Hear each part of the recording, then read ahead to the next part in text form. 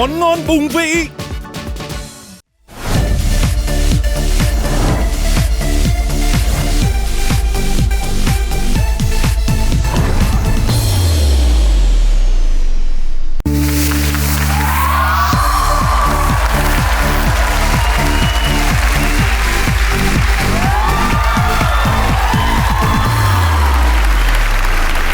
Xin chào mừng toàn thể quý vị khán giả thân yêu đang đến với chương trình Chọn Ai Đây. Thưa quý vị thân mến, chương trình của chúng tôi do Đài truyền hình Thành phố Hồ Chí Minh phối hợp công ty Đông Tây Promotion thực hiện, được phát sóng vào lúc 21 giờ tối thứ ba hàng tuần trên HTV7. Và buổi tối ngày hôm nay chúng tôi sẽ lại tiếp tục cùng quý vị gặp gỡ 9 vị nghệ sĩ. Họ sẽ ngồi ở cái chung cư cao cấp này. Xin cảm ơn nhà hàng Tương ớt Chinsu Vạn món ngon bùng vị đã đồng hành cùng với chương trình. Và ngay bây giờ là sự xuất hiện của những nghệ sĩ.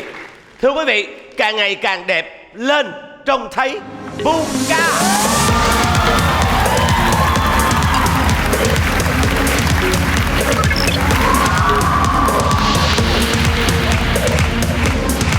Cậu ba Đồng Tháp, Huỳnh Lập. Cậu ba đi xa mới vậy cậu ba.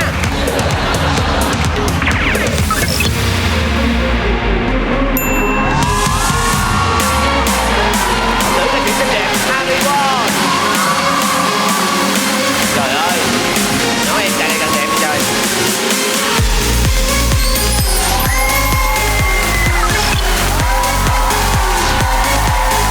Điển trai và xinh đẹp vô cùng, thông minh, Quang Trương.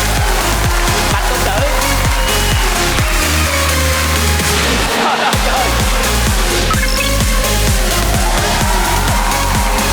Thưa quý vị, xin giới thiệu ký giả của thời báo Chọn Ai Đây, BB Trần.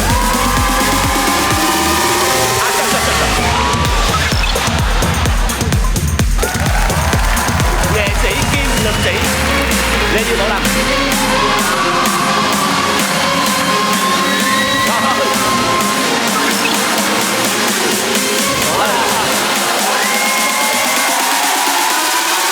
Sau đây là sự xuất hiện của cô hầu gái xinh đẹp Lâm Mỹ Dạ. Trời ơi.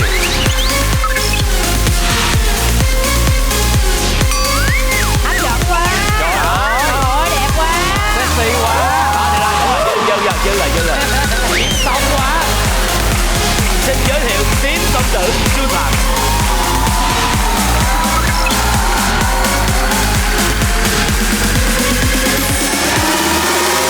Đẹp trai hát hay, không ai khác Hồ Quang Hiếu.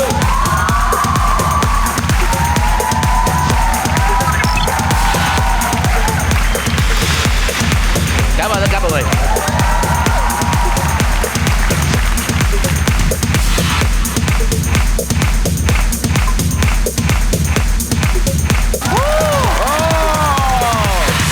Ngày hôm nay chúng ta hãy nhìn vào vị trí của Lê Dương Bảo Lâm.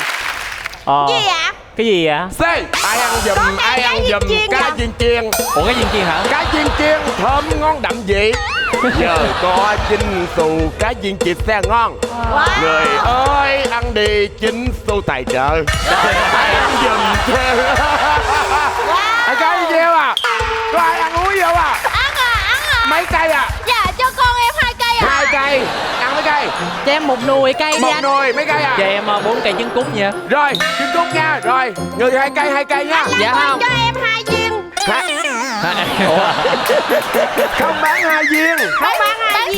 Bán sâu à. Ăn nhiều tương ớt nha. Dạ nhiều, thật nhiều, đầy tương ớt ạ. Rồi cảm ơn mọi người. Lại đang chiên. Lát nữa xong tiếp cho mọi người nha. Cảm ơn mọi người. Tôi nói mọi người nhìn vào Lê Dương Bảo Lâm không phải là nhìn vào cái nhãn hàng, Ủa gì kỳ? mà nhìn vào body.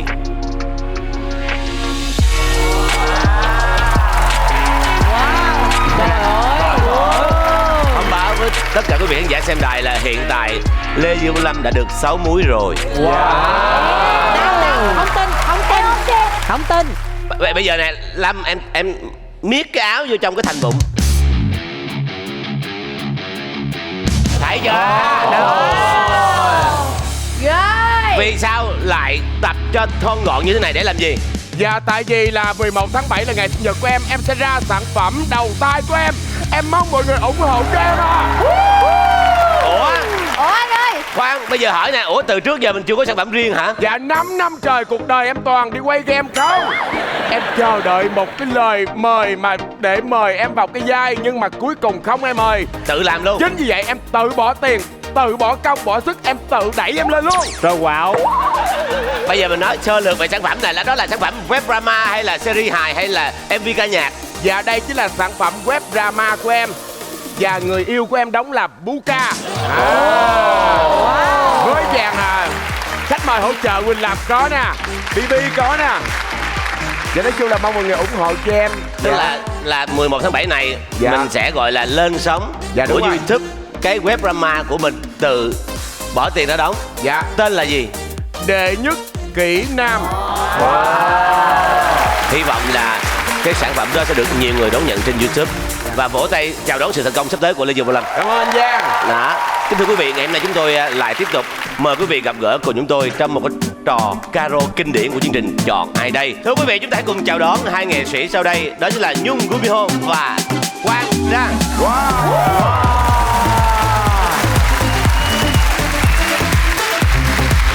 Hey, hey. Mời Nhung vào, Đăng đứng đó. Các bạn cũng biết rồi, Quang Đăng là một trong vài người gọi là biên đạo và dancer giỏi nhất Việt Nam, đúng không? Chính xác. Chúng ta sẽ dành 10 phút cho Quang Đăng nhảy tự do.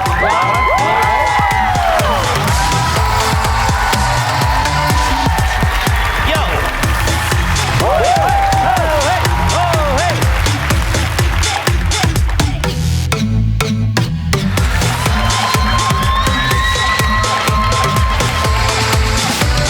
Vỗ tay. Wow, hay quá. Rồi mời vào đây nào. Ngày hôm nay chúng tôi vui mừng chào đón hai bạn, đó là Nhung Gumiho và Quang Đăng đến với chương trình. Thì chương trình của chúng ta là chơi caro, các bạn biết luật rồi. Hàng dọc, hàng ngang, hàng chéo. Ai tới trước người thắng. Ai thắng thì vào vòng trong đấu với người thắng của cặp tiếp theo. Bây giờ hai bạn ai sẽ là người bước đi đầu tiên? Nói gì ghê quá. Dùng cái từ vậy nghe huông với sợ. Ai là người chơi trước? Nhường cho Nhung phụ nữ. Nương. Dạ. Lady first. Dạ. Rồi. Sẵn sàng chưa? Dạ rồi. Thưa quý vị, vòng đầu tiên xin được phép bắt đầu.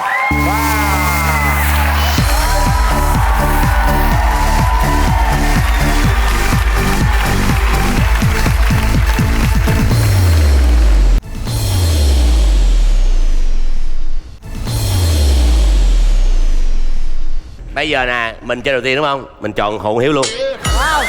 Chơi luôn em. Đúng Chơi rồi. đi. Bút liền. Lấy nào chơi lớn luôn Bút Nhung. xe liền, bút Đúng xe rồi. về liền. Mình phải phá cái vớp cũ đi. Đúng rồi. Đúng rồi Nhung. Em sợ. Có một giống như là cái huông, có nghĩa rằng là ai cũng sợ anh Hiếu hết, cho nên Đúng. là không có chọn ảnh đầu, cho mà chọn những người khác, cuối cùng là về ảnh rồi coi đi luôn. Đúng. Bây giờ mình làm ngược lại em. Mình làm ngược lại, mình chọn Hiếu đầu tiên rồi mình về luôn. Thôi kỳ vậy anh. Không về được. Thôi em chọn an toàn đi. Ủa, ý em nói Hiếu không an toàn hả? Hay sao? Không, em sợ. Tại biệt danh nó lỡ như em cũng dính vô rồi sao trời. Em yên tâm đi, em về mọi người vỗ tay cho em lo gì. Trời ơi. Chết hả? Thiệt. Thôi em chọn người cũng hơi nguy hiểm nữa đi. Rồi. Chị Lâm Vĩ Dạ. Em cũng liều mà đúng không anh? Chị Lâm Vĩ Dạ là cũng nguy hiểm mà đúng không? Gian xạo chứ không nguy hiểm. Câu hỏi dành cho Nhung Gumiho. Ở Thái Lan, tên gọi là Song Thảo. Ủa có hả? Anh ơi, anh đọc tiếng Việt Anh được ơi không MC ạ? mà đớn quá vậy. Ủa em đó, câu hỏi bên Thái Lan mà sao phải đọc tiếng Việt? Ủa đọc tiếng Thái luôn thì luôn chứ đừng có tiếng Việt lai Thái khó nghe. Ở Thái Lan, Rồi. Nghe mệt quá rồi. tên gọi Song Thảo được dùng để chỉ một món ăn, một lễ hội hay một phương tiện giao thông. Trời ơi, dễ quá à. Song Thảo. Không có cái món nào mà cái tên đó luôn á. Dễ trả lời đi. Con theo. Ví dụ như sông Thầm là gọi đu đủ, sông Thầm Thái là gọi đu đủ tôm khô, sông Thầm Pù là gọi đu đủ ba khía, đúng chưa? Song Thảo là gọi gì? Mời làm bây giờ. Thì chúng ta cũng đã biết Sawadee là một cái câu chào. Chào nam hay chào nữ? Chào nam hay nữ? Chào của nam. Sawadee. Còn Sawadee là câu chào của nữ. Đó, đúng chưa? Đúng không? Đúng chưa? Đúng Đúng rồi. Trai là có, mai là không. Đúng chưa? Có nghiên Thấy cứu không? á, có nghiên cứu ha. Có nghiên cứu. Thì theo Dạ biết cái từ town, anh Giang nói sai rồi. Chính xác là town nè. Trong thao nào. Trời, phải đọc cái nghe nó lạ nữa. Nghe lạ quá. Town nè. Nó là một món ăn. Có những cái xe mà không bao giờ có động cơ. Ví dụ như là xe cá viên chiên nè, xe nước mía nè, rồi xe hủ tiếu gõ nè. Có chứ, có động cơ nghe nó gõ đó chị. Em nghiêm túc chút được không Lập? Dạ quạo rồi. Thì cái món tròn theo đó là một món mì. Một món mì được người ta nấu trên một chiếc xe, giống như cái xe hủ tiếu gõ của Việt Nam mình. Rồi. Thưa quý vị, xin hỏi Nhung tin hay không? Dạ em không tin. Không tin. Tại vì em cũng đi Thái rất là nhiều lần rồi. Em ăn cũng rất là nhiều món. Em cũng đi một vài phương tiện. Mà em nghĩ cái này chắc là lễ hội quá. Không tin đó là món ăn đúng không? Dạ. Thưa quý vị, Nhung không tin là bây giờ. Và đó là một quyết định.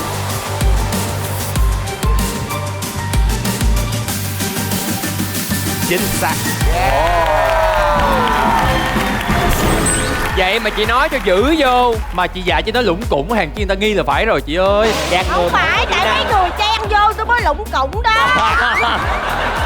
Sông Thẻo trong tiếng Thái có nghĩa là hai hàng. Trời ơi, hàng. Đúng rồi. Mày mốt mày thấy mà mấy bạn nào đi chân hai chân kia bên là ê mày đi sông Thẻo đó nha. Về cơ bản sông Thẻo là những chiếc xe tải nhỏ có hai hàng ghế dọc theo thân xe để hành khách có thể ngồi. Ở giữa là không gian trống để đặt chân khi ngồi.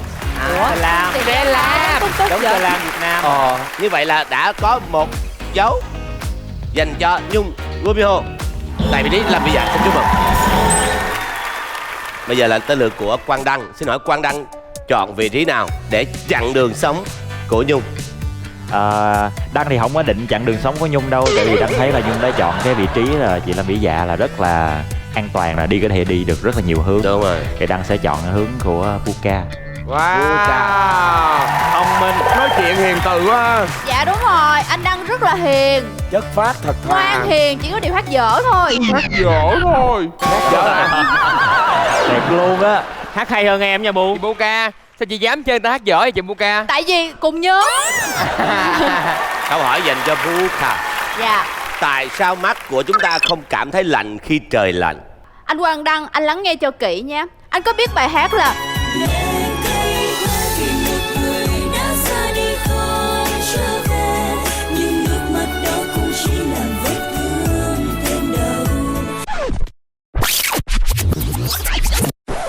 lê cây khoe vì một người đã khơi ra đi không trở về, nhưng nước mắt ấy chỉ làm trái tim thêm đau. Mình có thể nói được không? Ê, không ai mà hát mà làm người ta phẫn nộ với ca. Chị Đông Nhi sẽ buồn lắm đó Bu. Và nước mắt đó có tác dụng làm cho trái tim, làm cái nỗi đau đó thêm đau. À là vừa rồi em cũng có làm thêm đau, em bị thêm đau hả? Dạ, đó là kinh nghiệm sống của em. Và kèm theo đó, nước mắt của chúng ta là như nước muối. Tại vì sao mọi người có khi mọi người khóc, mọi người có liếm thử nước mắt không? Không em, tụi anh không có rảnh vậy. Ủa, sao vậy? Ai mà khóc xong cứ chạy Không phải, ý là nước mắt, cái giọt nước mắt nó vô tình nó rơi vào cái khóe miệng của chúng ta. Phải không? Là chị là liếm rồi phải không? Liếm rồi. Nhiều và khi là nó pha chân đó. mũi á. không. Chị Nước mũi vị khác và nước mắt vị khác.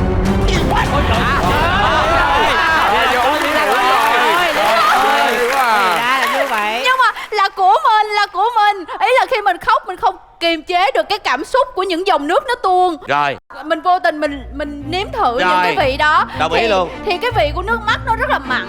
Rồi. Nó mặn như là nước muối vậy đó. Bu, ví Và- dụ như nước mắt thì nó cũng sẽ giống như mồ hôi, nó cũng vừa phải thôi chứ sao mà như nước muối được. Nhưng mà ý là nó mặn, nó không phải giống như là nước tinh khiết, nước Rồi. suối của mình uống. Đồng ý luôn. Tại vì nước suối á, nó dễ đóng băng. Còn mắt của chúng ta thì có nước, nó có cái vị mặn, có vị giống như nước muối thì nó khó đóng băng hơn. Tại vì nếu mà mắt của chúng ta mà đi đến những nơi lạnh mà lỡ nó đóng băng luôn rồi mình sao mình thấy đường được. Đồng ý luôn. Cái đó là cái sự cấu tạo của thiên nhiên. Hay quá. Dạ. Và không cảm thấy lạnh đó là do sao? Do mắt không có tế bào cảm nhận nhiệt độ. Thôi em tin rồi, em tin rồi. Em tin rồi, đừng nói nữa. Quang Đăng tin luôn để khỏi nhức đầu, đúng không? Tin rồi. Tin. Bình thường mình chườm nước đá vô mắt cũng thấy lạnh mà. Có là da em lạnh. Cái da em lạnh, con mắt không lạnh. Rồi, tin rồi. Thôi Đăng tin rồi, đừng nói nữa. Trong chương trình này một người phụ nữ được nũng nịu đó là Harry thôi, còn hai đứa còn lại đừng nũng nịu giùm anh. Bu ơi, bu già rồi, bớt điệu lại. Sao chị lớn tuổi hơn mà vẫn được nũng nịu vậy? Đẹp em. Xấu hay vậy? Đừng có hỏi. Rồi, như vậy là Quang Đăng tin lập tức luôn. Và sự lựa chọn của Quang Đăng, tên Muka là một sự lựa chọn.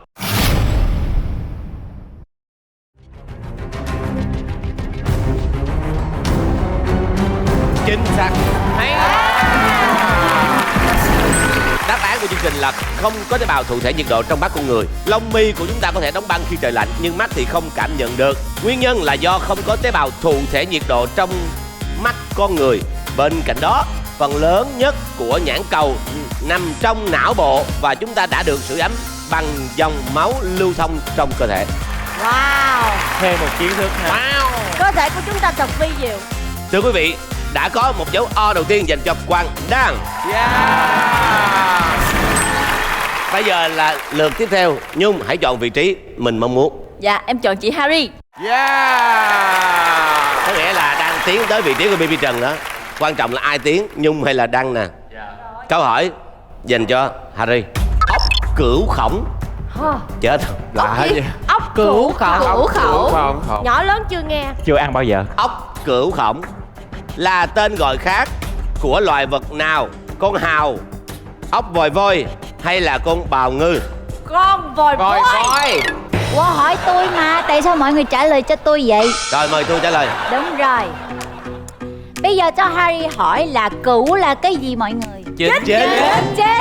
Thế khổng là cái gì? Không biết. Khổng là khổng lồ đó. Khổng là khổng lồ nha mọi người. Khổng lồ. Trời ơi, Yes. nhỏ. Vậy mà nó không biết, hay quá. Nó liên quan tới Hán Việt hết. Và em là người Hàn Quốc mà. Tại vì cái tiếng Hàn Quốc cũng liên quan tới cái từ Trung Quốc rất là nhiều. Chữ tượng hình. Rồi tiếp. Dạ, tiếp. Cho nên cửu khổng có nghĩa là 9 cái khổng. Nhưng mà thật ra thì mình thường là mình dùng cái gì mà số mà lớn nhất là bên Việt Nam là người ta dùng từ 9. Đúng không? Khổng là khổng lồ, tức là cái gì mà bự chà bá, càng to là càng thích. Cho nên cái ốc cửu khổng là Harry nghĩa là ốc gì á? Ốc vòi voi. Ốc bòi voi. Là số 9 khổng lồ. Đúng là số rồi. 9 khổng lồ, số 9 Không, bự với lại á. cái con Đúng ốc đó, rồi. nó lòi cái giò nó ra nhìn giống số 9 đó. Đúng rồi. Đúng rồi. Thì ra Con hào nó cũng như chiếc chiêu rồi cái gì á, cái gì á, Bào ngư, bào cũng ngư. như chiếc chiêu thôi. Nó không thể nào mà nó bự chà bá như cái kia được. Cái kia thì nó dài thòn Cái lon. kia là cái gì? Cái gì? Ốc bòi voi. Cái kia là Bòi gì? voi. Ốc bòi voi là dài thòn lon, rất là dài. Cho nên đó, Harry đưa đáp án là ốc vòi voi. Rồi. Cảm ơn Harry Won. Một màn giải thích vô cùng xúc tích và không để lại gì sau khi nghe. Dạ. Xin hỏi Nhung, tin Harry hay không? Dạ em tin. Tin. Đáp án của Harry Won đã khiến cho Nhung tin và lựa chọn của Nhung là một sự lựa chọn. Cửu khổng có nghĩa là 9 cái khổng. Ốc vòi voi là dài thòng lon. Harry đưa đáp án là ốc vòi voi. Là một sự lựa chọn.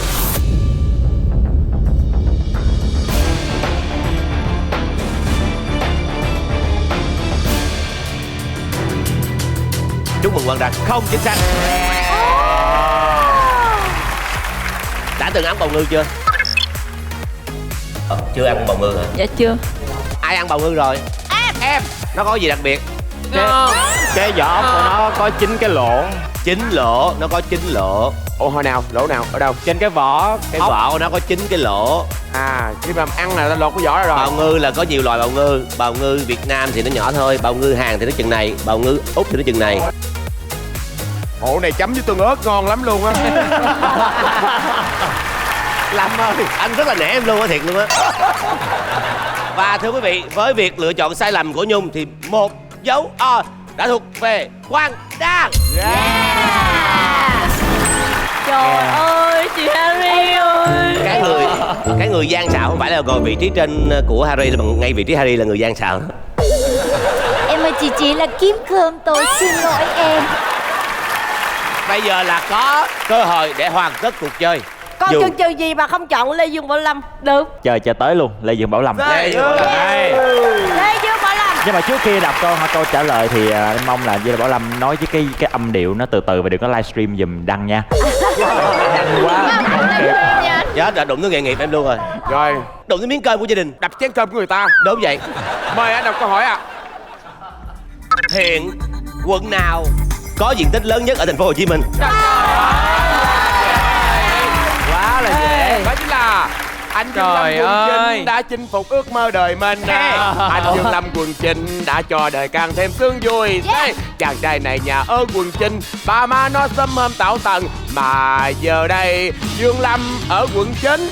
Hay quá. Lâm còn nhớ rất rõ là 2 năm về trước, khi mà hai vợ chồng Lâm vừa cưới nhau, thì lúc đó Lâm không có công ăn việc làm nhiều. Gia đình Lâm mới bán hết tất cả vàng dòng cũng như là nhẫn cưới, gom được 300 triệu. Và Lâm quyết định đi mua nhà. Lâm chọn cái quận mà gọi là bình thường thôi. Lâm đến đường Đồng Khởi. Lâm nói là Trời ơi. thì đó, Lâm cầm 300 triệu, Lâm hết đi dọc hết đường Đồng Khởi. Là tiện lời ở đám cưới đó hả? Dạ đúng rồi, định hỏi nhà 300 triệu. Triệu này có mua được cái nhà ở Đồng Khởi hay không? Ta Thì trả lời sao? mua được 2 viên gạch em nha. Cầm cái bản đồ và nhìn. Khi mà nhìn xong thì thấy là ở quận 9 đất còn nhiều quá trời nhiều luôn. Bởi vì diện tích nó quá lớn. Chính vì vậy, câu trả lời đúng là quận 9. Tưởng đâu hả? Người ta nói Đồng Khởi mắc quá, cầm tiền ra Nguyễn Huệ mua chứ. Xin hỏi Quang Đăng, tin hay là không? 5 4 3 Cho em giải thích cái 2 này. 1 không. Bây giờ nếu không chính xác thì mình còn sống. Nếu chính xác là mình Đi về. sẽ gặp Hồ Quân Hiếu tiễn đưa. Dạ. Và sự lựa chọn của Quang Đăng là một sự lựa chọn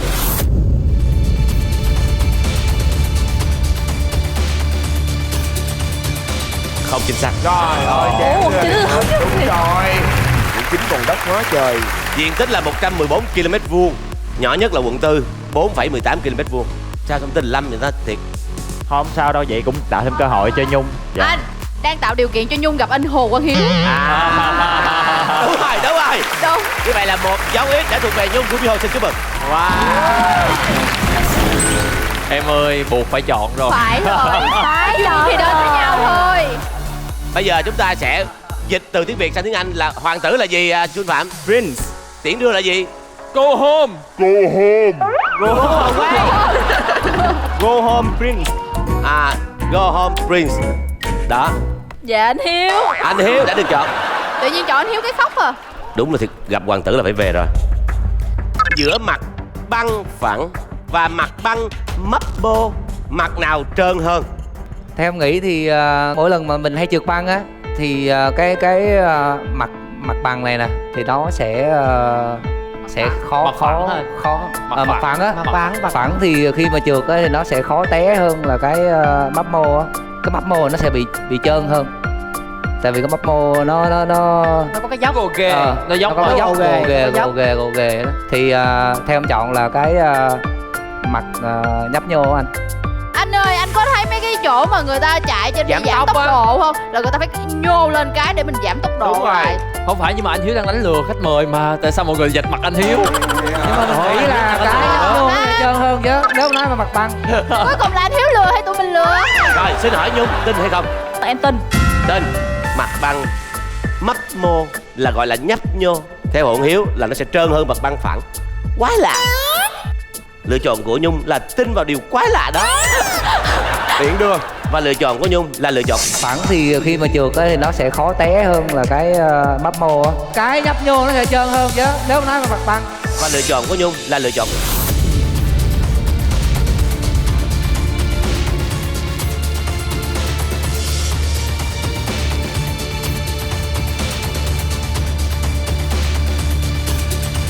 chính xác.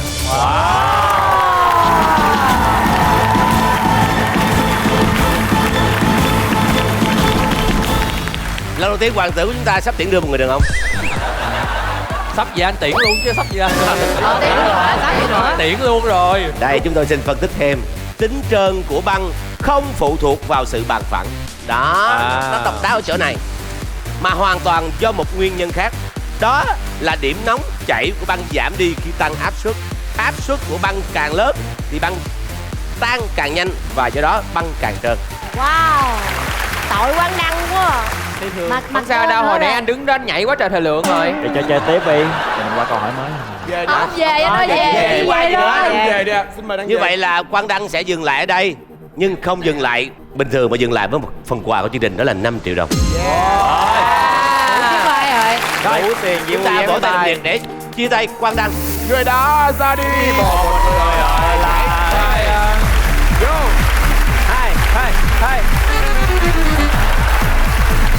Thưa quý vị thân mến, bây giờ Nhung sẽ nghỉ một số thời gian nhất định để mình gặp gỡ cái người thắng trong cặp thứ hai.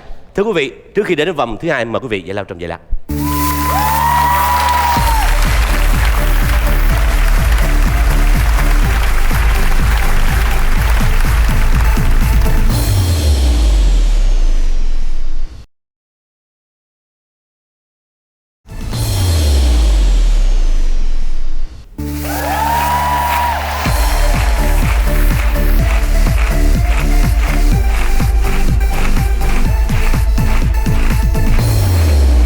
Chào mừng quý vị đã quay trở lại với chương trình Chọn Ai Đây.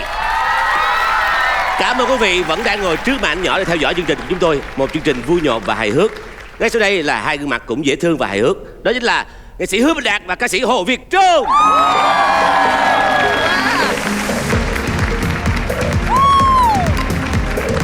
Chồng tôi.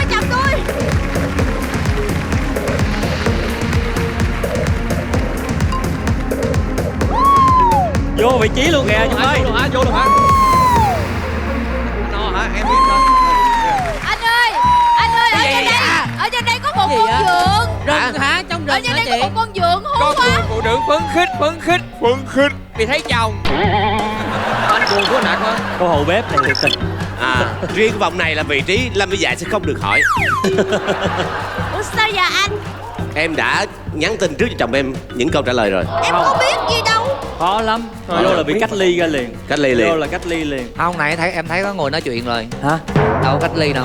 Hai vợ chồng ngồi nói chuyện với nhau trước. Trời ơi. Xạo nha anh Hiếu. Hiếu phát hiện. Không có, ngồi vô tình thôi, vô tình em thấy thôi. Ủa mà gia đình ta nói chuyện em vui hả? Không, ý là em nói là có xi nhan nhau trước rồi, lỡ chơi này là nhát đó. Bữa nay là anh Đạt có Lâm Vĩ Dạ chứ em có Hồ Quang Hiếu rồi. Hai anh em Hồ Quang Hiếu, Hồ Việt Trung. Trời ơi. Thôi mấy anh em mình về để hai cặp ở lại chơi. Dạ, Đi anh. Đúng không? Chứ giờ người ta có người quen chương trình mình sao đấu lại Buga. Dạ nên vậy anh à. Về không Lâm? Không nha. Ủa sao vậy? Nhà sản xuất không cho tiền. Dạ Lâm phải còn ở lại để làm gì? Chín xu. Ăn của bò đã có chín xu. Ăn của bò. Có bò nè, mang cái xin xu rồi. Bây giờ luật chơi thì mọi người biết hết rồi. Dạ. Rất đơn giản thôi ha. Rồi. Bây giờ xin hỏi hai vị trí này ai sẽ là người chơi trước? Quán tôi xì. Quay xì đi. Xịp. 3, 2, 1, vô. Rồi. Thắng quyền quyết định. Anh quyết định đúng không? Nhường cho bé Trung chơi trước. Mời Hồ Việt Trung hãy chọn vị trí. Rồi bây giờ để em chọn nha. Còn ai nữa? Ai nữa? Hồ Quang Hiếu.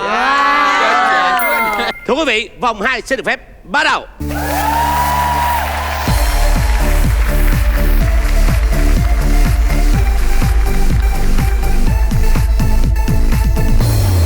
Câu hỏi dành cho Hồ Quang Hiếu.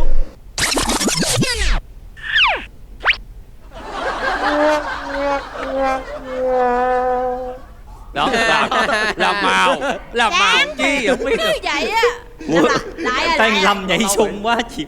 Đây, vào năm 1800, Trời ơi xa tức vậy. là hơn 200 năm về trước. Wow. Xa vậy. Nhà vật lý học người Ý, ông Alessandro Volta đã phát minh ra điều gì cho sự phát triển của nhân loại? Mời Hiếu trả lời. Theo em được biết á, thì Ý là rất là nổi tiếng nhiều cái, ví dụ như là mì nè, rồi Pasta, pizza rồi Pizza. rồi tùm lum hết. Mà cái phát minh mà em nghĩ là thay đổi thế giới á là cái cục pin đó anh, pin mình xài á. Pinta. Đúng rồi, cái để cái mô hình pin. Pin tiểu hả? Italy à? Pin nè, excuse me là 2A, 3A, 1A đó. Xin hỏi có tin hay không? 5, 4, Không lẹo. Tình ba, anh em có bền. Không tin. Không tin. Anh em sẽ không tin nhau vậy. Ông nói tùm lum hết trơn, tôi không biết cái pin tà, cái banh tà gì á. Pin tà là anh nói chứ Hiếu đâu có nói. Anh chỉ nói pin thôi. Tôi có pin thôi mà. Anh Giang là thêm chữ tà nữa. Lựa chọn của Hồ Việt Trung là một sự lựa chọn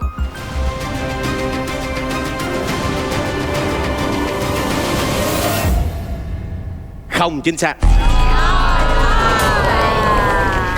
Cái vấn đề tri thức không quan trọng đâu anh. Vấn đề là tình anh em bây giờ tan vỡ thôi. Các von được đặt theo tên của nhà vật lý người Ý Alessandro Volta.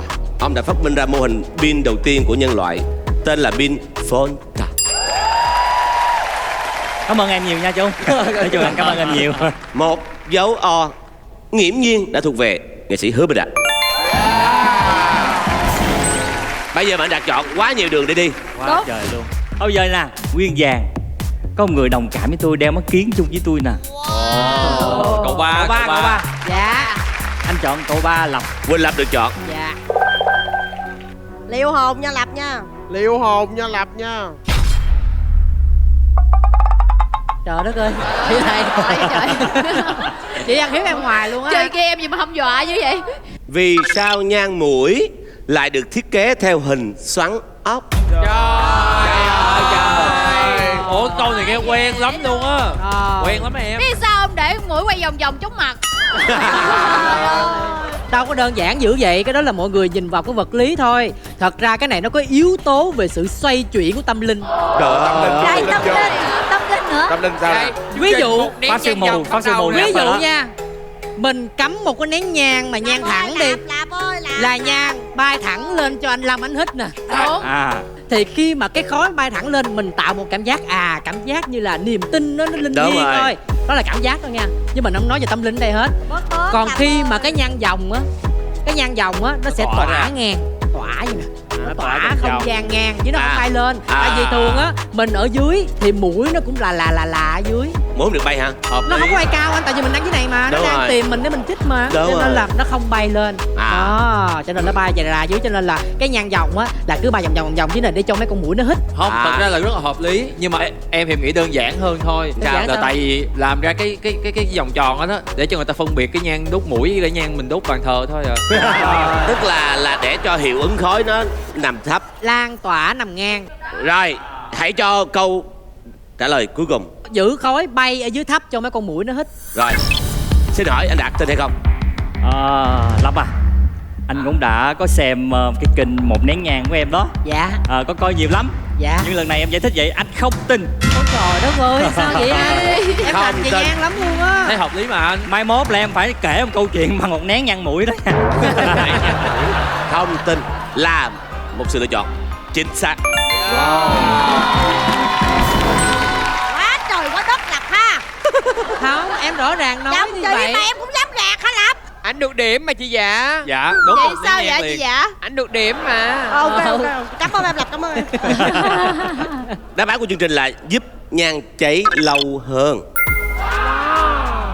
Khi đốt lửa, nhang cháy từ đầu mút ngoài cùng đường xoắn ốc và quá trình cháy tiến về phía tâm đường xoắn ốc. Một vòng nhang mũi điển hình có chiều dài khoảng 75 cm và nó có thể giúp thời gian cháy của nhang được lâu hơn so với nhang thẳng đứng. Đơn giản thôi. Ở đây ai biết cái cách hiệu quả nhất để tiết kiệm nhang là cách nào? Là đừng đốt. Xài nhang điện. Xài nhang điện là nhanh nhất. Rồi, như vậy là một dấu O nữa đã thuộc về anh Hứa Bình Đạt. Ép để chung Chết quá. rồi, chết Vậy rồi. là ơi. lời nguyền của anh Hồ Quang Hiếu Anh vẫn Hiếu đang ơi. đúng rồi nha. Mình giao lưu với anh Trung thêm chút xíu nữa không? Chứ sợ anh về luôn. Có đâu. Bi ơi, Bi ơi. Tất cả trông cậy vào em cho Bi.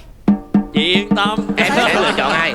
Chắc chắn Bi Bi Trần. Ôi Dạ. sợ quá, hồi hộp quá. Nếu như câu này em trả lời đúng thì dĩ nhiên dấu X thuộc về em và tồn tại với chương trình. Rồi. Nếu em trả lời sai thì không nghiễm nhiên mà anh đạt được một dấu O, mà anh đạt phải trả lời đúng câu tiếp theo thì mới được chiến thắng. Hiểu chưa?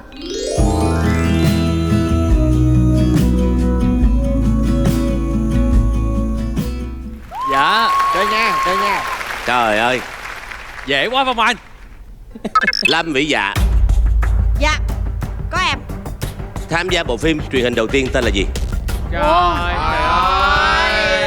Má ơi. Phải chi cái câu này mà cho anh Câu Đạt. này mà hỏi chồng em Là là gì? ngon rồi. Ngon rồi.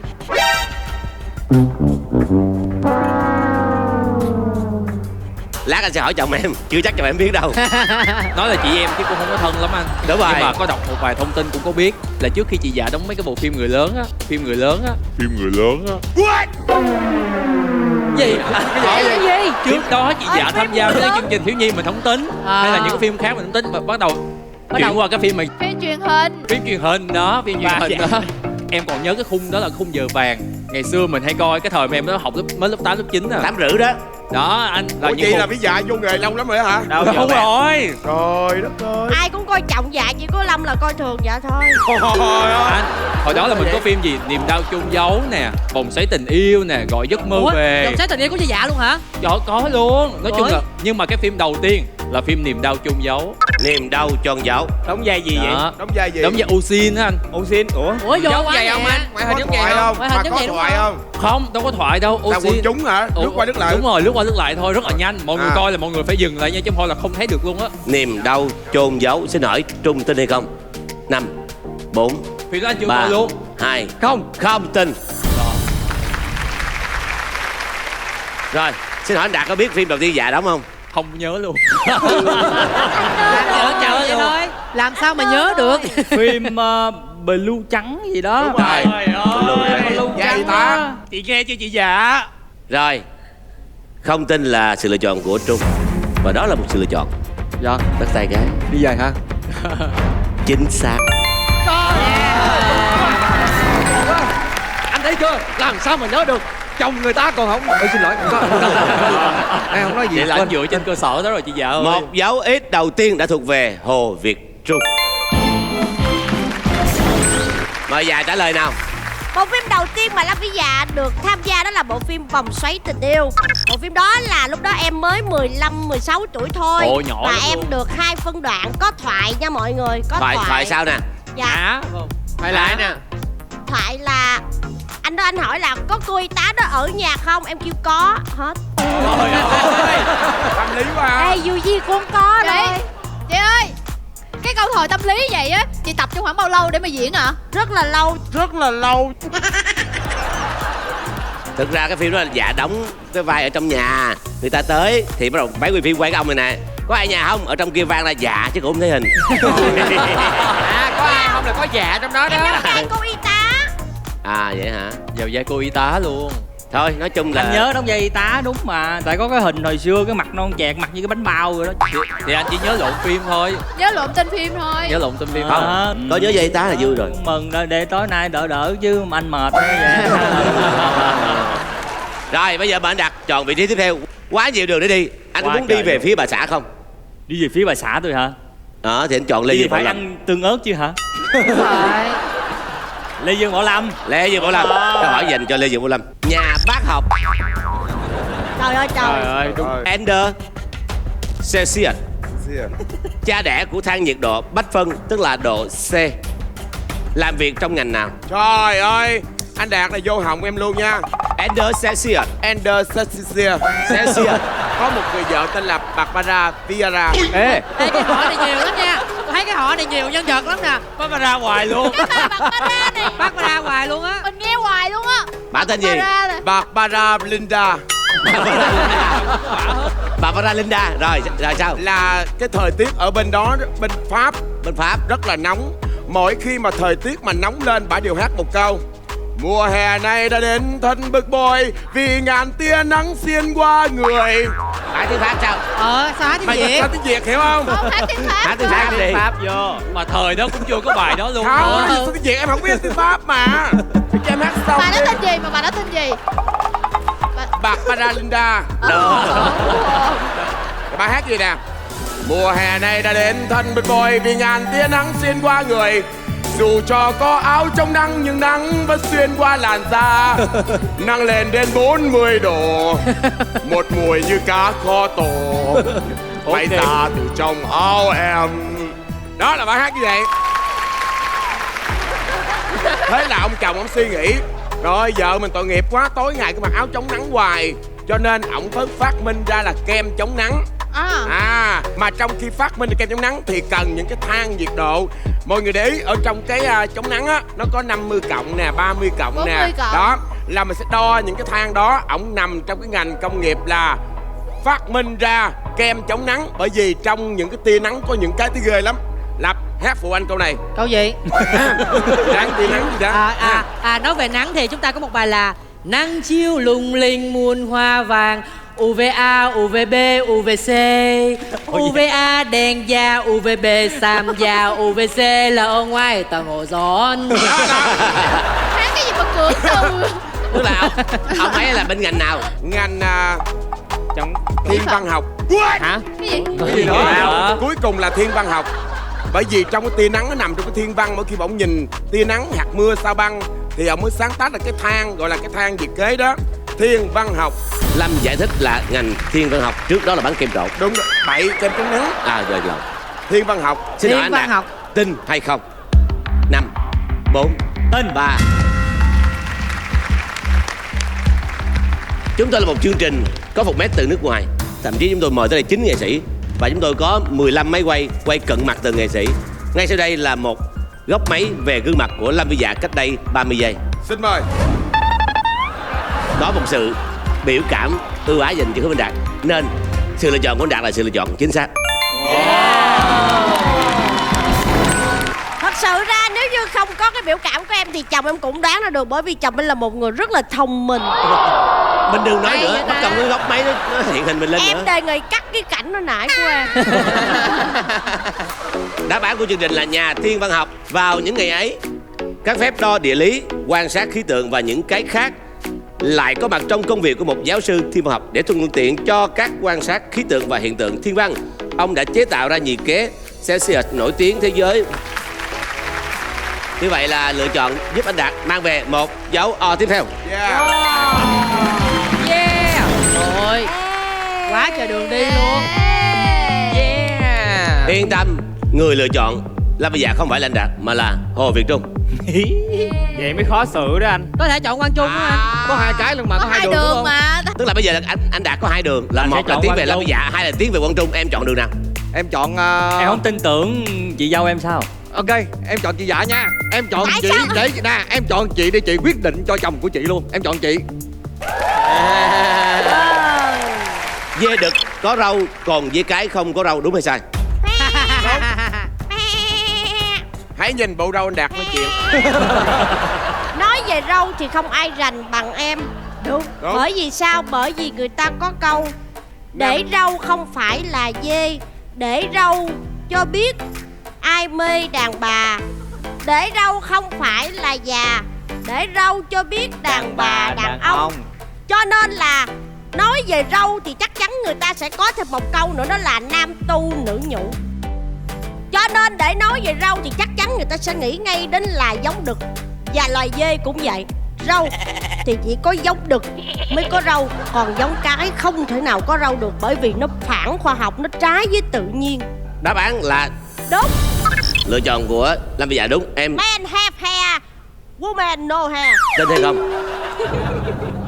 5 4. Không tin. Không tin.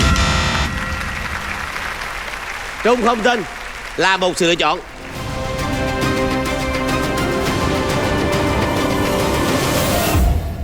Chính xác. Hay quá anh Trung ơi.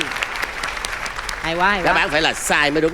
Dê cái gì được đều có râu tùy Trung loài biết thôi. mà. Ngăn chặn thành công, xin chúc mừng. Một dấu ít dành cho Trung.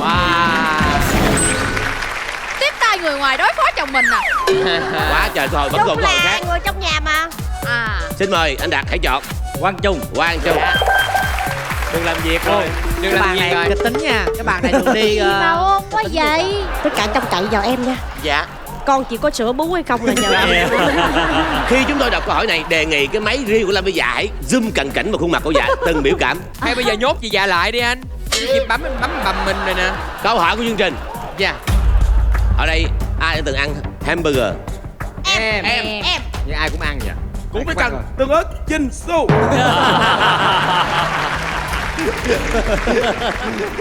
Đâu là cách ăn hamburger đúng? Trời ơi, trùng hợp quá mọi người ơi. Em có hamburger nè. Thiệt ra này nè, hồi đó giờ mình ăn á, mình toàn ăn theo thói quen của mỗi người thôi à. Có người á thì ăn bằng dao, có người á thì ăn bằng tay bóc ăn. Nhưng mà cách ăn đúng của bánh hamburger mà ngày xưa người ta làm ra đó là mình phải xoay bánh nè, Liếm đó, kem. nếm Nếm tương. kem. Sao quen vậy rồi. Mình Nhét ăn nguyên cái từng vô lớp. miệng, nhét nguyên cái vô. Dạ. Nhét nguyên cái vô luôn. Không, mình ăn từng lớp. Mình ăn lớp rau xong tới lớp thịt, rồi còn cái bánh bột không ngoài mình ăn cuối cùng. Ôi vô lý quá em ơi, ai mà ăn kỳ cục vậy? Đó là một trong những cái cách mà em đã từng tưởng tượng ra thôi, nhưng nó sai nha mọi người. Trời. Cách chính xác nhất ăn hamburger là như vậy nè. Hy vọng mọi người xem đài cũng đói ghê. Coi, coi quảng cáo nè. Rồi, mọi người coi nha.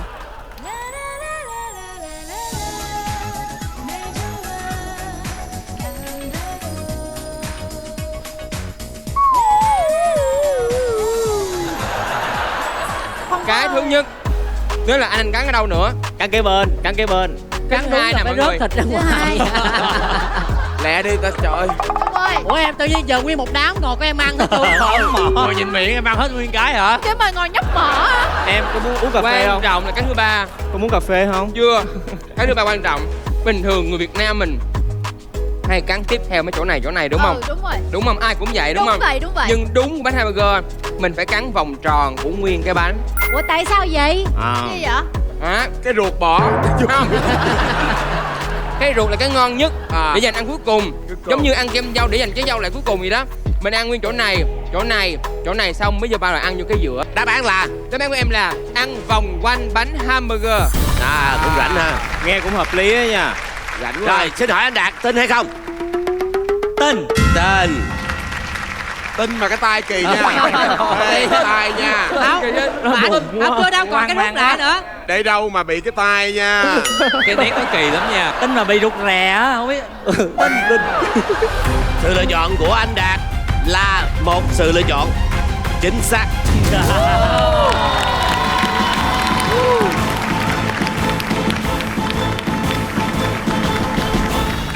Theo như số đông thì ăn hamburger là ăn vòng tròn cái bánh là cách ăn đẹp nhất. Giờ Trung ơi, bây giờ mình bớt ăn, mình quay được không? Cảm ơn chương trình đã cho em câu hỏi này, thật hay quá. Cái màn tấu hề chưa xong. Nói chung là Hồ Việt Trung không phải là con gái, nhưng mà do có mối quan hệ với Hồn Hiếu nên cũng bị xui lây. Hiếu à, Đó. Sao? Tình bạn sao nè? nắm tay nhau bạn nha. Thôi khỏi. Đi về. Ghê quá, đi về mình đi. Như vậy là Trung sẽ dừng lại với phần thưởng là 5 triệu đồng. Và anh Đạt sẽ vào vòng trong để đối đầu với lại Nhung Rubio. Thưa quý vị, chúng tôi sẽ trở lại ngay. Quý vị đừng chuyển kênh. Cảm ơn quý vị.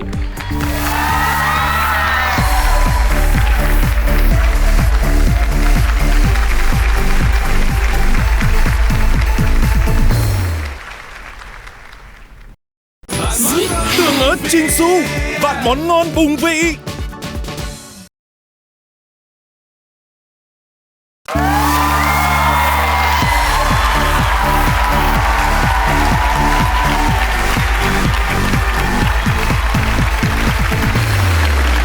Thưa quý vị, đây là vòng đối đầu. Hứa Đạt và Nhung Rubio sẽ cùng đấu trí với nhau. Ai sẽ là người chiến thắng? Chúng ta hãy cùng chờ xem.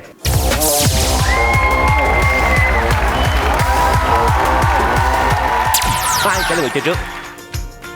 Em về trước. Rồi, Cảm ơn anh. Nhung hãy chọn vị trí. Em sẽ chọn anh Jun Phạm. Và vòng chơi đối đầu xin được phép bắt đầu.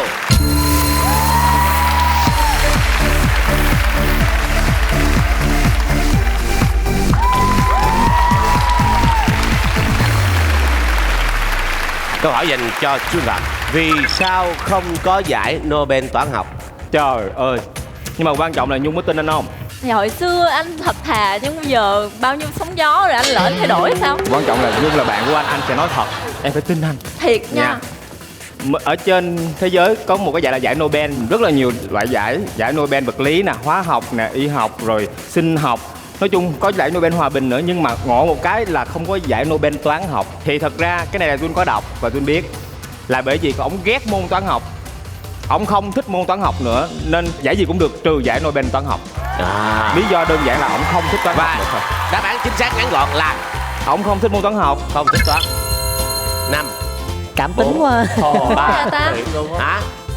2 1 Tin. Tên. Thưa quý vị, lựa chọn của Nhung là một sự lựa chọn chính xác. Alfred Bernhard Nobel là một nhà hóa học, kỹ sư, nhà phát minh, doanh nhân và nhà hảo tâm người Thụy Điển. Ông đã quy góp tài sản của mình để thành lập chuỗi giải thưởng Nobel. Tuy nhiên, ông không chọn toán học làm lĩnh vực trao giải là vì ông không có hứng thú với bộ môn này và không cảm thấy lợi ích của việc trao giải cho các đóng góp của toán học. Còn bà vợ của ổng có gì hay không thì tôi không biết. Và một dấu ít đã thuộc về Nhung, Gumiho.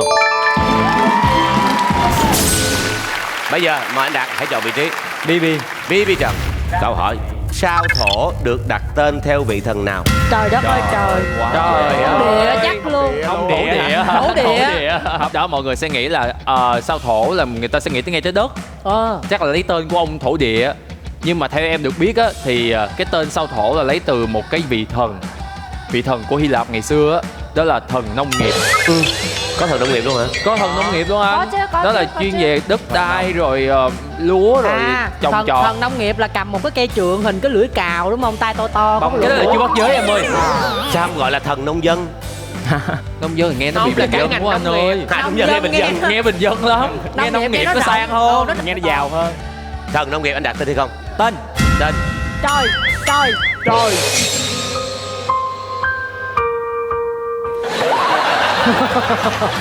Lựa chọn của anh Đạt là một sự lựa chọn chính xác. Nói vậy mà cũng tin nữa. Không, anh biết cái đó.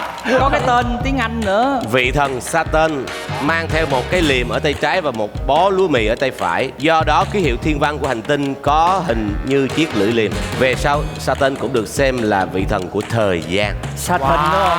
Saturn. Một dấu O đã thuộc về Hứa Minh Đạt. Hai người hai đường đi khác nhau, không ai đụng ăn. Dạ, em xin chọn anh Quang Trung. Quang Trung. Yeah, có việc làm nữa rồi. Hôm nay có vẻ đắt xô nha. Phố Hàng Đào trong khu phố cổ Hà Nội nổi tiếng bán mặt hàng nào? Trời ơi. Bán đào. Dễ ẹt. Chị nghĩ gì? Bán đào. Bán đào trái đào á hả? Đúng rồi, phố hàng gốm bán gốm. Phố hàng gì bán hàng đó. Sai.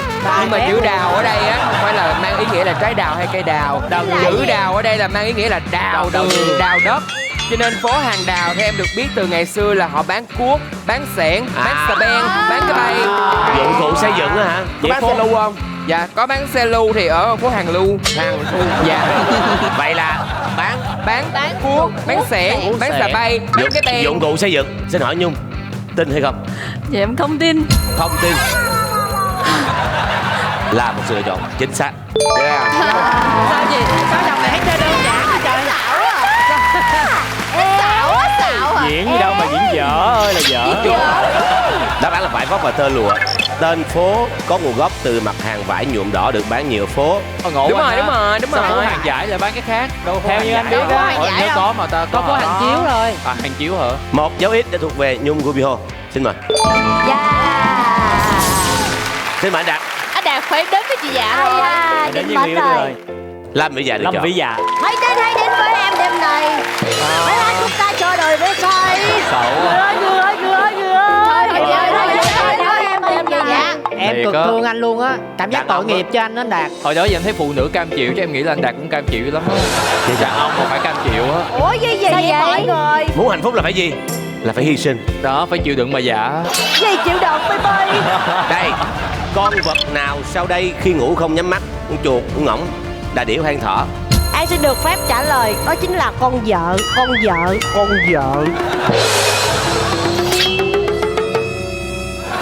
Dạ. Ủa? Trong 4 con kia kìa, cái con vợ thì tôi biết rồi. Vậy là chị Dạ chỉ Ủa ngủ chị vậy ơi, nè. chị ngủ chị không nhắm mắt. Bởi Dạ, vì chị ngủ sao? gì đó? Bởi vì mình phải thức. Canh chồng hả? Mình canh chồng mình. Trời Ghê quá. Thứ nhất là nếu như chồng không về là mình phải canh mở cửa cho chồng. Canh chồng đi nhậu khuya mình gọi điện cho chồng.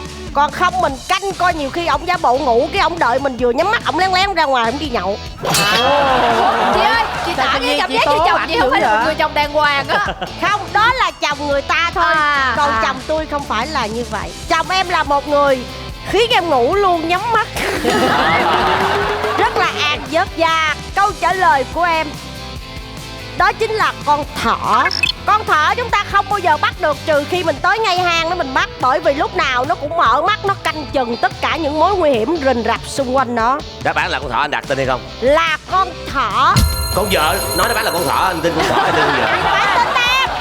Không. Không. Mày, tôi có nuôi thỏ tôi biết rồi chị hai. Thì ra là Đây là một. Tôi xin chương trình cho tôi một nét nhạc buồn lúc này.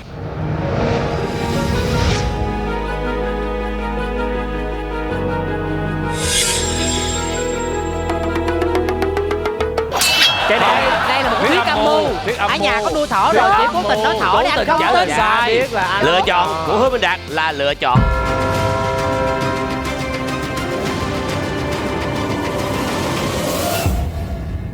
không chính xác. Ủa kỳ vậy? Đáp án là con thỏ. Để cảnh giác kẻ thù, thỏ ngủ mở mắt, chỉ cần một chuyển động nhỏ sẽ khiến thỏ tỉnh dậy. hay quá, người ta mới biết luôn á. Ủa sao con thỏ tôi nuôi ở nhà nó ngủ vậy? Không cần nói gì nữa. Em mời anh Hiếu. Như vậy là Lâm Vĩ Dạ đã hoàn toàn thất vọng. Anh Đạt đã không chọn nghe theo lời giờ của mình, mất cơ hội ghi điểm, một dấu O, và cơ hội chiến thắng đang thuộc về Nhung. Câu hỏi của chương trình là Không có lòng tin với vợ mình là sao? Đúng Hai rồi. đứa con nó coi rồi nó sẽ thất vọng về ba đứa thế nào? Thôi ký đi, thôi ký. Đứa này ký luôn. Đây là gì? Đây, câu hỏi của chương trình. Loài cá nào có khả năng nghiền nát san hô và thải ra cát mịn? Wow. Trời ơi. Thôi bớt trời đi, có biết đâu mà trời. Không biết với trời, nó có hỏi gì khó vậy trời. Mời trả lời. Ở dưới đại dương có rất là nhiều loài cá. Cái đó ai cũng biết hả?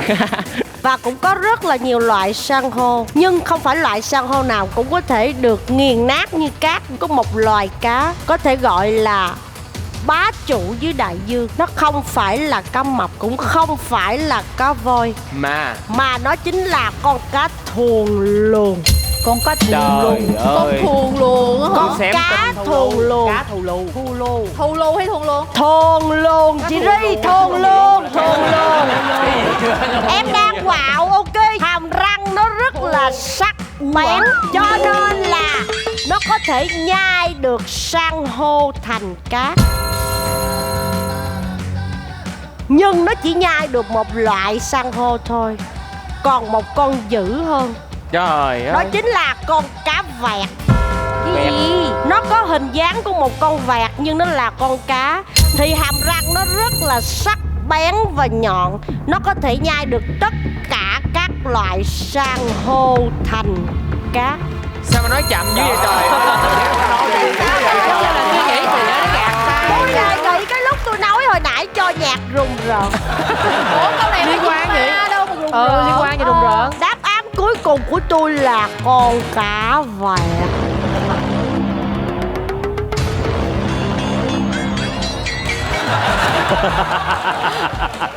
Tài đóng phim con gái nè. Cá vẹt, xin hỏi Nhung tin hay không? Em không tin. Nói quá trời nói luôn. Không phải Mẹ tên nói hết cách trơn. hoạch tẹt như vậy mà không tin. Diễn cho cố vô. Nhung không tin.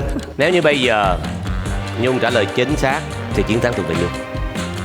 Nếu như không chính xác thì đó sẽ là một dấu tròn dành cho anh Đạt, và anh Đạt sẽ đến với Harry World. Lựa chọn của Nhung là không tin Lâm Vĩ Dạ là một sự lựa chọn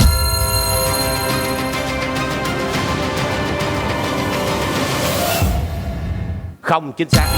Ai da. Tôi không hiểu tại sao tôi luôn nói sự thật mà chẳng ai tin tôi cả. Tại vì cái mặt chị xàm. Để cái cách diễn giải chị á. Thái độ của dối mình. ra. Đáp án là cá vẹt. Điểm đặc biệt của nhóm cá này là có hàm răng liền và chắc khỏe giúp chúng có khả năng cắn vỡ vỏ giáp sát và nghiền nát bộ xương san hô để hấp thu tảo bám và hỗ trợ tiêu hóa. Sau khi ăn xong, chúng thải ra cát trắng mịn. Mỗi con cá vẹt tạo ra tới 320 kg cát mịn. Wow. Một dấu O đã thuộc về Hứa Minh Đạt. Còn chờ gì nữa? Hãy đến với Harry đi hả? Harry Won. Harry Won. Harry, chị hãy nghĩ đến hai đứa con của em nha Harry. Hồi nãy em nói gì với chị? Không, em không nói gì cả, em sai rồi, em xin lỗi chị. Nghe đúng là gian xạo thiệt. Truyện cổ tích nào sau đây không phải của anh em nhạc Grimm? A. Đôi giày đỏ. B. Bạch Tuyết và Bảy Chú Lùn. C. Con ngỗng vàng. Quá dễ Quá luôn. dễ. Anh chào chồng, có biết anh em nhà Grimm không? Không biết luôn. Không biết luôn. Nhưng mà cái câu chuyện, ba câu Grimm. chuyện đó thì anh cũng biết mà đúng Biết không? chứ, biết. Con ngỗng vàng là đẻ trứng vàng đó. Thì cái đó anh cũng biết em. Đúng rồi. Nhưng mà do cái sự ích kỷ của con người cho nên mình mổ nó xong rồi thì cuối cùng thì không có một cái gì cả. Rồi thêm cái nữa là con chúa Bạch Tuyết với Bảy Chú Lùn thì nó cũng mình quá biết rồi. Quen Nó thuộc. cũng là một cái nhân đạo luôn. Và còn một cái nữa là đôi giày đỏ. Cái đôi giày đỏ là giống như là một đứa bé xinh xắn, nó đi ra ngoài đi lang thang. Mẹ đã bảo là mua cái gì đó, nhưng mà con này nó ham chơi như con dạ.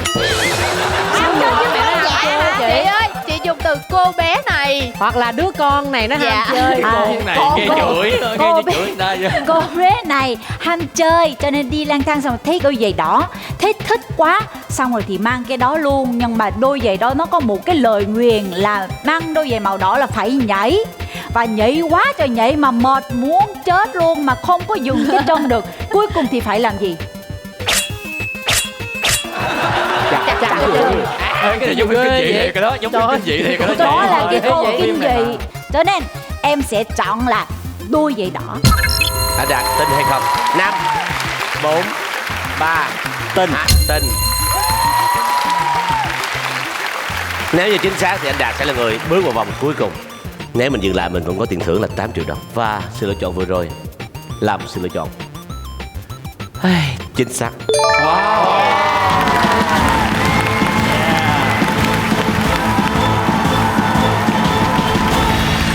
Đôi giày đỏ là một câu chuyện cổ tích của nhà thơ và tác giả người Đan Mạch Hans Christian Andersen. Mà cái kết nó kinh dị thiệt đó chị. Cái kinh dị thiệt, kinh dị thiệt. Câu chuyện đó là câu chuyện thiệt. Andersen luôn buồn. Và như vậy 3 dấu O hàng dọc đã giúp anh Đạt bước vào vòng cuối cùng. Chị Ria 감사합니다. Và Nhung Gumiho sẽ dừng lại với phần thưởng là 8 triệu đồng. Cảm ơn Nhung đến với chương trình. Hiếu ơi, hãy lên đây nắm tay cô ấy, đưa cô ấy một đoạn.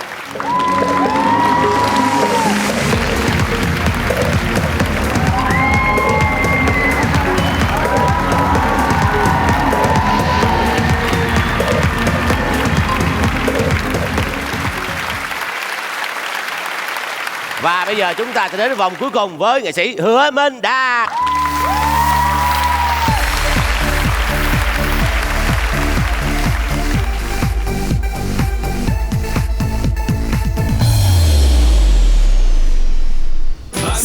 Tương ớt Chinsu, vạn món ngon bùng vị.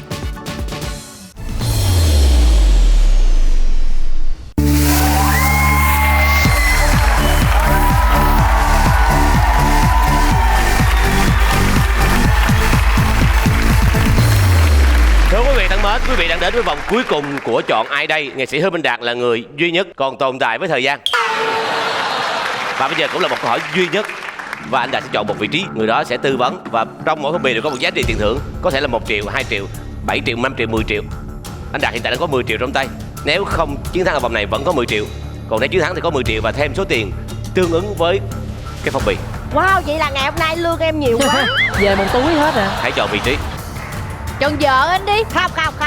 Vợ đi anh. Thôi đi, không có tin nhau nữa rồi. Không, anh chọn thì chắc hai đứa nhỏ ở nhà vui lắm á. Nó còn nó thích lắm. Đúng rồi, anh Thiệt không á. chọn mẹ nó buồn á. Chọn ở nhà hai đứa nhỏ thích lắm á. Sao chị không như vậy, chị coi phong bì vậy rồi hả? Chưa coi nhưng mà tôi nghĩ chắc của tôi không có nhiều đâu. Đâu có đợt chị 10 triệu mà. Ngẫu nhiên mà ai biết được. Mình phải chọn vợ thôi. Được, đâu ai biết được. Lâm Vĩ Dạ. Bây giờ là gì? Lập hai ngã đường. Nếu mình nói mà chồng mình biết thì lấy được tiền, nhưng mà sản xuất nó đâu có vui. Rồi nó không vui thì nó không mời những show khác nữa. Đúng rồi. Đó, rồi con đường sự nghiệp đứt gánh. Còn mà bây giờ nghe là sản xuất thì chồng đâu có vui, con ở nhà đâu có vui, con đường gia đình đứt gánh. Ủa sao bi kịch với anh? Thì đó. Biết gì không tham gia game show cho rồi. sao đi chơi mà đứt gánh đôi đường vậy trời. Trời căng thẳng quá vậy. Tôi cảm thấy chương trình mời chồng tôi là làm khó tôi, thiệt thắng hay thua gì cũng bị chữ hết trơn. Nhưng câu này vô cùng đơn giản.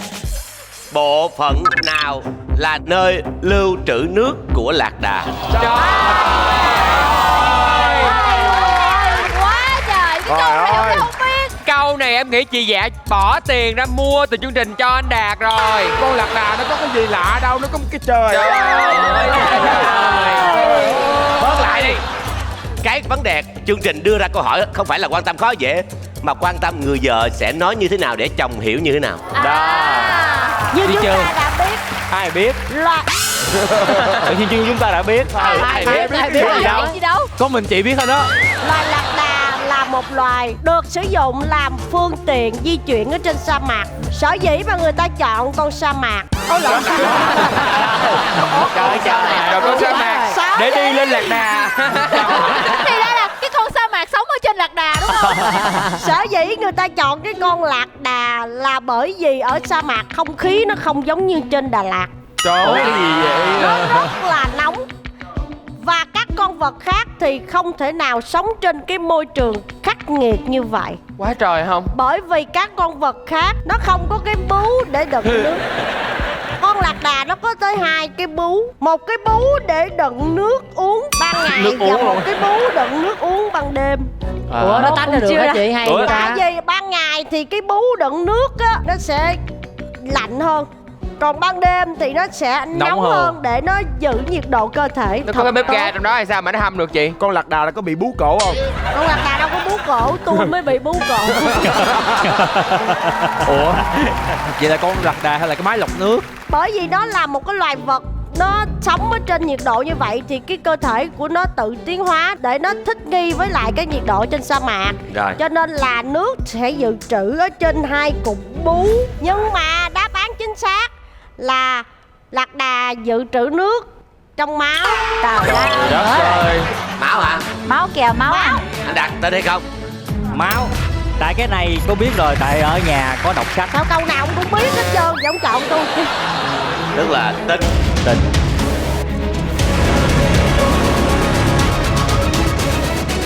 Nói gì nữa? Chính xác.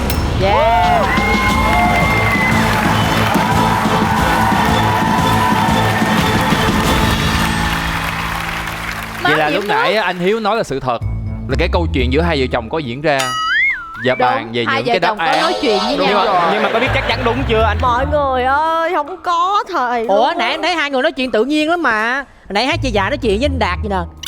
Nó tự nhiên lắm, không có gì gượng gạo hết. Trớ treo là cái bao thư của dạ giờ có Triệu hả? Các con ơi, các con phải tin ba mẹ không có ăn gian. Bây giờ vậy nè, bao thư của dạ theo anh được biết là rất ít tiền, có đổi với Quang Trung không? Rất ít tiền nữa. Do bây giờ bao thư của em muốn đổi không? Anh Giang ơi, tội con em lắm, anh đừng có gạt em tôi nghĩ. Anh Đạt con là người quyết định cuối cùng. Ủa sao chị đi chơi mà chị cứ đem con chị ra cái gì vậy? Chơi đâu mà. Thôi giữ luôn, giữ luôn. Rồi, Bao khui Quang nhiêu Trung cũng trước. được. Mời Quang Trung khui bao thư. 10 triệu. 10 triệu. 10 triệu. 4 triệu. Đủ rồi. 4 triệu đủ là rồi cũng cho nhiều con. nè, chứ phải Nhiều ít mà. nha. Nhiều. Bây giờ là 10 triệu đồng anh Đạt đã có trong tay và thêm số tiền từ Lâm với Dạ. Mời bao thư mở. 400 ngàn. 400 ngàn nè.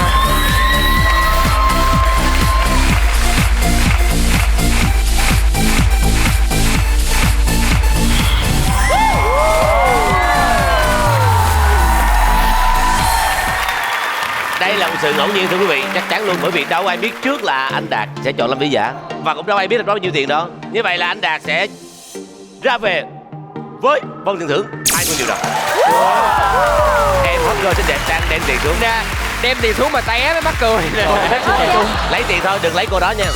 Lần đầu tiên có một khách mời mà trúng nhiều tiền mà nguyên chung cư không ai vui hết trơn. Dạ. Em biết đang làm gì không? Làm gì anh? Anh chạy cái máy phim quay phim của anh á. Vậy. Trời ơi, tự nhiên cái trao tiền như là lên phường trao giải cho con đi học giỏi vậy trời. Ngoài phần thưởng 20 triệu của chương trình, Hứa Minh Đạt là người lần đầu tiên đến đây mang cả nghệ sĩ của chương trình về nhà luôn. Khủng khiếp. Đó là phần thưởng rất lớn thưa quý vị. Đó là một phần thưởng ám ảnh cả cuộc đời. Ủa vậy là số sau có dạ hả dạ? Không có chứ, giỡn hoài. Cảm ơn tất cả mọi người, rất là vui vẻ. Cảm ơn quý vị đã dành thời gian theo dõi chương trình của chúng tôi. Xin cảm ơn nhãn hàng tương ớt Chinsu, vàng món ngon bụng vị đã đồng hành cùng với chương trình. Thời gian phát sóng của chương trình là 21 giờ tối thứ ba hàng tuần trên HTV7. Xin cảm ơn tất cả quý vị, cảm ơn đã theo dõi chương trình. Chương trình do Đài truyền hình Thành phố Hồ Chí Minh phối hợp công ty Đông Tây Promotion thực hiện. Xin chào và hẹn gặp lại.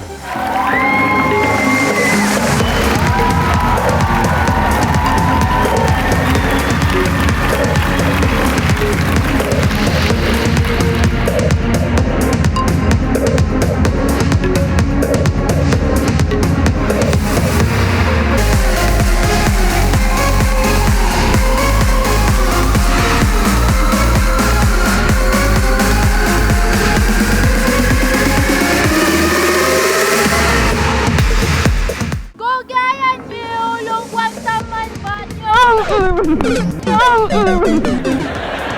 Chụp cho cái phong cách gọi là phong cách châu Âu á. Đây phong cách này nè.